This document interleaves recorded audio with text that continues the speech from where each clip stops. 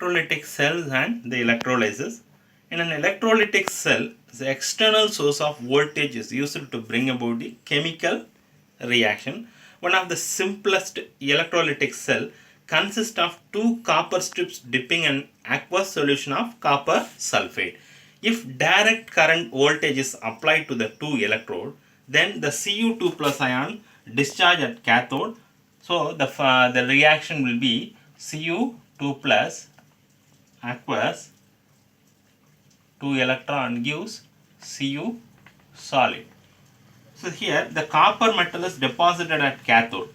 Then at anode the copper is converted to Cu2 plus ion. So here Cu solid, Cu2 plus, then 2 electrons.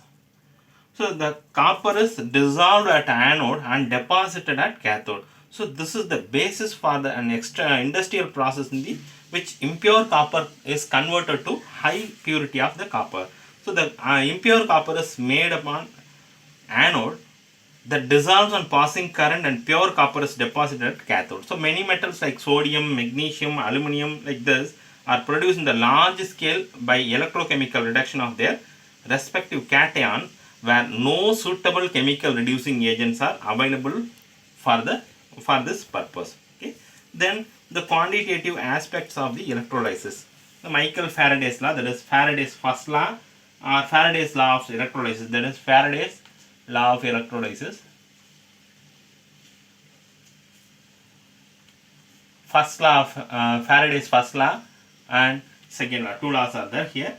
The first law is the amount of chemical reaction which occurs at any electrode during electrolysis by a current is proportional to the quantity of electricity passed through the electrolyte.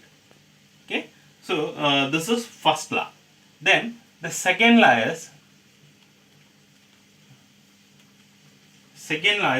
the amount of different substance liberated by same quantity of electricity passing through the electrolytic solutions are proportional to their chemical equivalent weight. That is, the atomic mass of metal is divided by the number of electrons are required to the reduced to the cation. Okay, there were no current sources are available during the Faraday's time. So the general practice was put to a coulometer, that is the coulometer deposited or consumed. So however, the coulometers are now obsolete, and we now have the constant current source that is available for the quantity of the electricity, that is Q is equal to I T. Here Q is the coulombs, and when I is ampere and T is second. Okay, that is current in ampere. The amount of electricity required for the oxidation or reduction depends on the stoichiometry of the electrode reaction. Example, silver Ag plus, silver aqueous solution of the Ag plus ion, 1 electron gives Ag solid. See, 1 mole of the electron is required for the reduction of 1 mole of the silver ion. So we know that the charge of 1 mole of electron is equal to what? 1.6021 into 10 power minus 19 coulomb. Okay, minus 19 coulomb. So therefore the charge on 1 mole of the electron is equal to Na into 1.6021 into 10 power minus 19 coulomb. So this is equal to what? The Avogadro number. So the Avogadro number is 6.022 into 10 power 23 mole inverse into 1.6021 into 10 power minus 19 coulomb. So this will be that C will be what? That is 96,487 coulombs per mole. This is called 1 Faraday. That is the quantity of electricity is called Faraday. Is usually represented in capital F. Okay. For approximate calculation, we use 1 Faraday is equal to 96,500 coulombs per mole. Okay. For the electrode reaction, is magnesium Mg2 plus liquid, 2 electron gives magnesium solid. Then aluminum, similarly aluminum Al3 plus liquid, 3 electrons gives Al solid. Here it obvious that the 1 mole of Mg2 plus and Al3 plus required 2 mole of electrons, that is 2 Faraday, and 3 moles of electrons for aluminum. This 2 moles of electron for magnesium and 3 moles of electron for the aluminum. So that is 2 Faraday, and here this is the second reaction, 3 Faraday. So the charge is passed through the electrolytic cell during the electrolysis equal to the product of current is ampere and time in second. So in commercial production, metals and current highest 50,000 amperes are used. That amount of to be 0.518 Faraday per second.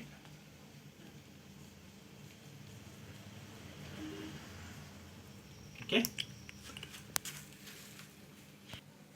Fuel cells. Production of electricity by thermal plants is not very efficient method and it's a major source of pollution. So in such plants, the chemical energy like fossil fuels is the first used for the converting water into high pressure steam. So this is then used in the run a turbine to produce electricity. Already we know that the galvanic cell directly converts chemical energy into electricity and highly efficient. So it is now possible to make such cells in which reactants are fed continuously to the electrodes and products are removed continuously from the electrolyte compartment. So the galvanic cells that are designed to convert the energy of combustion of fuel like hydrogen, methane, methanol, like this, the directly into the electrical energy is called fuel cell. See, one of the most successful fuel cells uses the reaction of hydrogen with oxygen to form water. That cell was used in the providing the electrical power in the Apollo space program, like that. The water vapors are produced during the reaction were condensed at the and added to the drinking water supply for the astronauts. So in the cell, hydrogen and oxygen are bubbled through porous carbon electrodes into the concentrated aqueous sodium hydroxide solution, so that the catalysis like finely divided platinum or palladium metals are incorporated into the electrodes for the increasing the rate of electrode reaction. So the reaction will be cathode at cathode. So oxygen gas react with 2 moles of the water molecule liquid,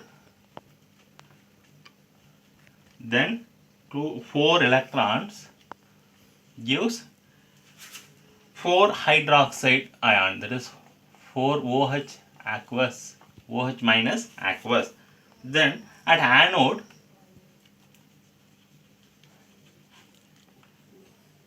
the hydrogen, 2 moles of the hydrogen gas and 4 moles of hydroxide aqueous, hydroxide ion, to give 4 H2O plus 4 electron.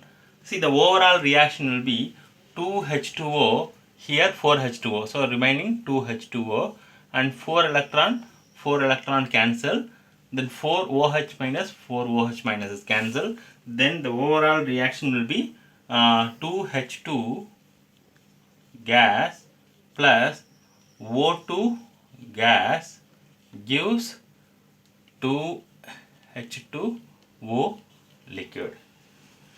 Okay, so the cell runs continuously as long as the reactants are supplied fuel cell produced electricity with an efficiency about 70% compared to the thermal plants whose efficiency is about 40% only. So there has been tremendous progress in the development of the new electrodes materials, batteries, that is better catalyst and the electrolytes for the increasing the efficiency of the fuel cell. So these have been used in the automobiles on the experimental basis. So the fuel cells are pollution free, and in view of their future importance, a variety of fuel cells have been fabricated and tried. Okay, the next is corrosion. Corrosion slowly coats the surface of metallic objects with oxide or other salts of the metal. So the rusting of iron, tarnishing of silver, the development of green coating on copper and bronze are some of the example of the corrosions. So it causes enormous damage to building, bridges, ships, and to all objects made of metal, especially that of iron. We lose crores of rupees every year on account of the corrosion. So in corrosion, a metal is oxidized by loss of electron to oxygen and formation of oxides.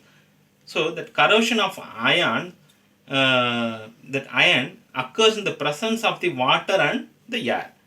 So the chemistry of corrosion is quite complex, but it may be considered essentially as an electrochemical phenomenon. See, at a particular spot of an object made of iron, oxidation takes place and the spot behaves as the anode, and the reaction will be, that is the anode reaction will be 2Fe solid gives 2Fe2 plus, that is oxidizes. So anode means oxidizes, then 4 electron. Here the E naught cell is minus 0.44 volt. Then the electron is released at anodic spot, move through the metal and go to another spot of the metal and reduce to oxygen in the presence of H plus. So this part behaves as a cathode. The reaction will be cathode, that is oxygen gas plus 4 H plus aqueous, this is gas, then gives 2Fe2 plus aqueous and H2O liquid. Okay, see here the ferrous ion, this is the cathode. The overall reaction will be the 2Fe solid plus O2 gas and 4 H plus aqueous gives 2Fe2 plus, sorry, here no 2Fe2 plus, only H2O, 2H2O only, 2Fe2 plus, then aqueous plus 2H2O. Okay, this is the overall reaction. So the ferrous ion are further oxidized by the atmospheric oxygen to ferric ion, which comes out the rust in the form of the hydrated ferric oxide, that is Fe2O3 dot XH2O. This is the hydrated ferric oxide, and with further production of the hydrogen gas. Then the prevention of corrosion is the prime importance. It does not only save the money but also help the preventing accidents such as bridge collapse or failure of a key component due to the corrosions like this. See, on the simplest method to preventing corrosion is the prevents of surface of the metallic object to come into contact with the atmosphere. So this can be done by the covering the surface with paint or by some chemicals like bisphenol, that like that. The another simple method is to cover the surface by other metals like tin, zinc, like this. We can use it that are inert or react to save the object. So and the electrochemical methods is to provide a sacrificial electrode of the another metal like magnesium, zinc, like this, which corrodes itself but saves the object. Okay, thank you, students.